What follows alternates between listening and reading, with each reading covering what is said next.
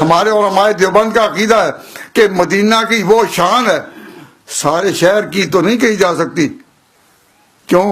سارے اعتبار سے حرم کے برابر کوئی زمین نہیں, حرم کے برابر کوئی زمین نہیں, لیکن خاص وہ زمین کا ٹکڑا جہاں حضور کا بدن مبارک ہے.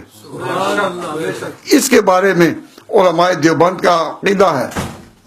جو لوگ کہتے ہیں کہ علماء دیوبند جو ہیں وہ ادب نہیں کرتے, بے ادب ہیں, میں کہتا ہوں کچھ سوچو, کیا کسی بے ادب کی زبان سے اور ان کے دل سے یہ عقیدہ نکل سکتا ہے جو علماء دیوبند کی زبان سے کہ ما ضم الیہ آذا علیہ الصلوۃ والسلام, کہ وہ زمین کا ٹکڑا جس پر حضور کا جسد مبارک ہے, جس پر افضل من سائر بقاع الارض حتی من الکعبہ بل من الکرسی والعرش العظیم. نعرہ تکبیر, شان رسالت, علماء حق, علماء دیوبند. یہ عقیدہ شیخ الاسلام مولانا شبیر احمد عثمانی رحمۃ اللہ علیہ نے فتح الملم کی 3 جلد میں لکھا ہے.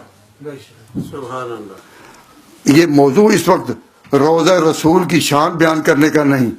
اگر میں حضور کی شان بیان کروں تو ہمارے ساتھی جو یہاں آئے وہ سمجھیں گے کہ ہمارا تو تصور بھی نہیں تھا کہ علماء دیوبند کتنے ادب میں ڈوبے ہوئے ہیں اور کتنے روضہ رسول کی عزت میں یہ ڈوبے ہوئے ہیں.